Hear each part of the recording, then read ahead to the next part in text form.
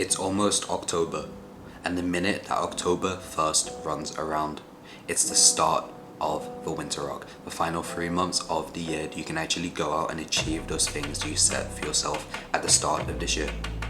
Think back to January 1st, the excitement, the motivation you had to achieve your goals. You probably wrote it down on a notepad, on your phone, in an app somewhere.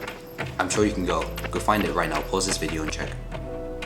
And I think you'll find that about 90% of you have not made progress on these goals.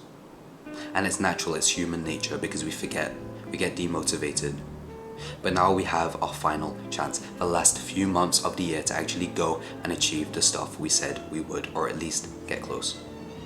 And if we take all of our goals from the start of the year and actually make progress on them, start to achieve them, we're going to enter 2026 on a high note and make it the best year of our lives. So if you're ready to actually finally achieve your goals for 2025, then watch this video, because to be honest, it's your last chance. You won't have another opportunity like this until it's 2026. You forget about your goals, go through the year, and it's going to be a year later when you see another video like this one, maybe even from me, reminding you to focus on your goals. So do you want to take the plunge now and make some progress, or wait a whole year of procrastination and doing absolutely nothing and not making progress? So keep watching this video and find out exactly how you can start to achieve your goals. Okay, so now that you know that it's time to take action, it's time to actually start achieving your goals. So we're going to start with the main focus of this channel, which is fitness, predominantly weightlifting. So if you're skinny, you need to be bulking right now, especially since we're going into the winter time. You're probably wearing thicker clothes. It doesn't matter if you put on a bit of weight, because you need to. You need to. I'm bulking right now. I'm still not at the size I want to be. Okay, I've bulked up from 58 kilos all the way to 77, which is where I am right now, but there's still more to go. I want to get to at least 80 lean minimum. So if you're anything less, if you're skinny, it's time to bulk.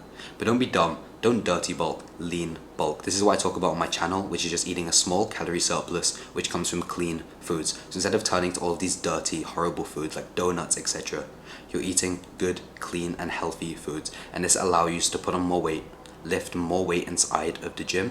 You look better, you put on more muscle, and you're just bigger in general, but you don't gain the fat. Because these people that are going and eating McDonald's, all of this stuff, saying that it's because they need to bulk, it's all a lie. They're just coping, and they end up just putting on a bunch of fat. When they come to cut it off, they want to see all their muscle. It's not there, because they were just eating fat and carbs. What you want to be doing is focusing on getting in your protein.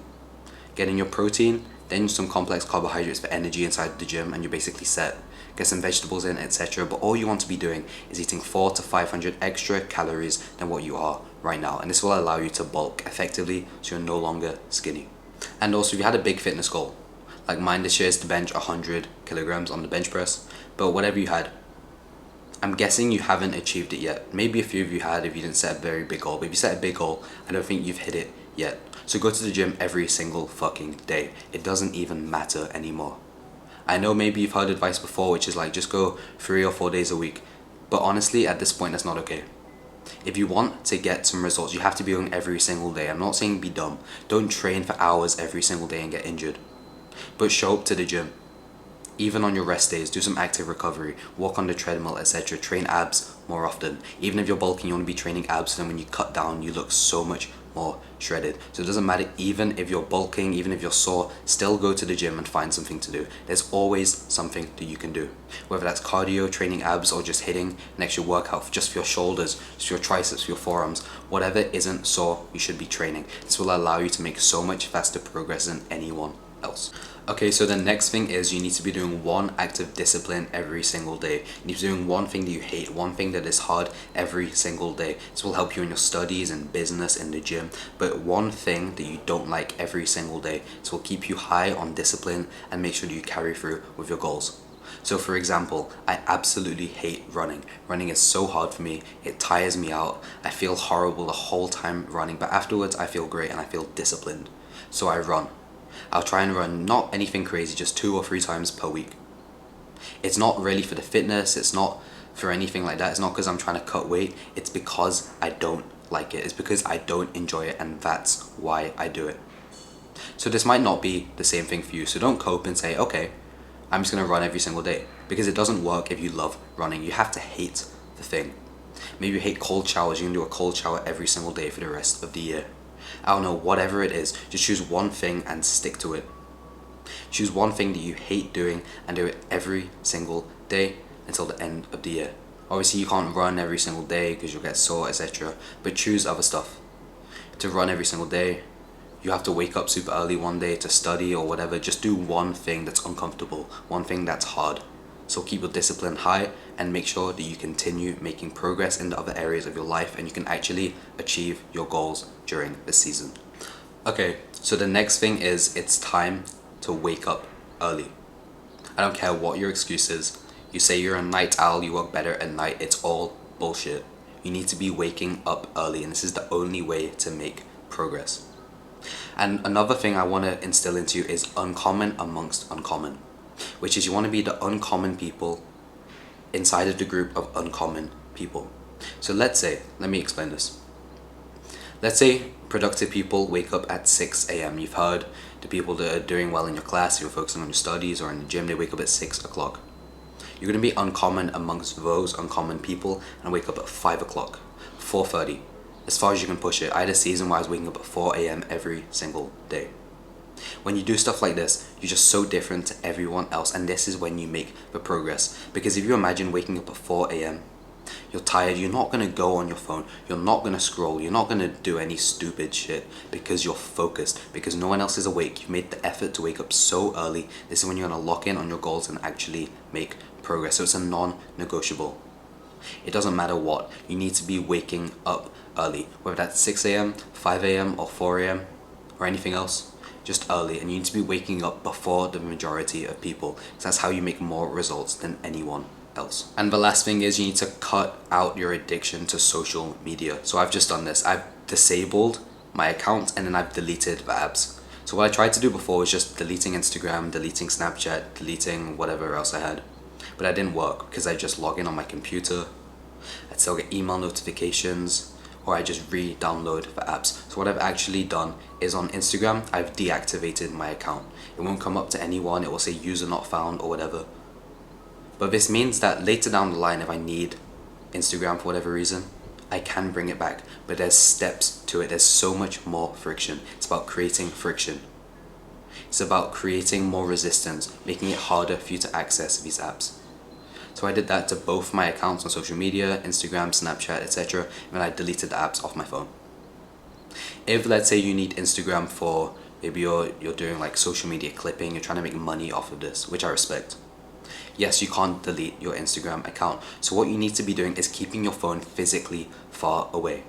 I'm sure you, like me, have tried all of these bullshit app blockers. I once had this app that made you do push-ups before you could unlock Instagram. But it doesn't work, you end up disabling them. It's easy to just get rid of them. What you need to be doing is creating more physical space between you and your phone. If I don't want to use my phone, I'll put it in a different room. I'll put it outside of my room. This will make sure that I don't use it. If I put it on my desk, I will pick it up. It doesn't matter if I detox and then I think, oh, I'm going to be fine now. The minute you reintroduce your phone, you're going to get addicted to it. That's how it's designed. So you need to create physical distance, physical space between you and your phone. And this will make sure that you can actually go and achieve more stuff because you won't be distracted by social media or any bullshit like that. So in summary, delete the apps. Fuck all of these blockers and all this bullshit. Just delete it, deactivate, delete your accounts, delete the apps. And if you need it for business, keep the apps, but you want to create physical separation between you and your phone. During the hours when you don't need your phone, you need to focus on other stuff, and have it in a different room. You can use your laptop for everything, your iPad or whatever you have, just not your phone because your phone is so addicting. So you want to create physical distance between you and your phone. And one thing I'd like to touch on is the main reason why I didn't delete Instagram sooner. I've done it before, but the reason why I didn't stick with it is because I thought that I needed Instagram DMs, which is like you can message people inside the platform, because where I live, everyone kind of uses that. But I realized something. How am I going to let other people, how am I going to let my need to text other people keep me distracted and scrolling on the apps? Because it's not the texting really that's distracting me, although it is a bit of a distraction. It's mostly the scrolling. Stories, posts, feeds, this kind of stuff is what keeps you trapped. They've wired it. Super smart scientists have made it to be addicting, to rot your brain and fry your dopamine systems. So we cannot fall for it. So don't cope. If you need to text people, get their number like we used to. Get them on WhatsApp. I'm sure the first time you got a phone, you weren't straight on these social media platforms, you got people's numbers. Get your close friends' numbers and you can text them. You shouldn't even be texting people for a long time anyway. Meet up in real life. Use texting only as logistics. So stop coping, delete the apps, and get people's numbers if you really need them. So now do you know everything there is to know about achieving your goals in these last few months of the year? It's time to take some action. Don't wait, say you'll start tomorrow, because you won't. Chances are you'll forget about this video within the next hour, so you need to take action right now. Get a piece of paper, get a notepad, and write down what you're going to do exactly. Reflect on your goals, find your goals on January 1st. And if you're dumb, you didn't even set goals on the 1st of January, then write down some goals right now, stuff you want to achieve by the end of the year. You only have a few months left, but you can make some significant progress if you start right now. 95% of people won't take action on this and they're going to forget about this video. So if you want to be in the top 5%, just write down right now your action plan. What goals you want to achieve, what actions you're going to take to achieve them. If you have this is a foolproof system. Stick it to your wall, write it on your phone, set it as your phone lock screen, whatever it is. And remind yourself of it every single day. This is how you'll make progress. Remind yourself, physically remind yourself every single day. It's like memorization in school when we used to memorize all the words for a spelling test. It's the same thing. The more you see something, the more you'll remember it. So hang those goals up and remind yourself every single morning that you want to achieve your goals. And if you do that, you'll be unstoppable and you'll be able to achieve everything you set out to do. So take action right now, and I'll catch you in the next video.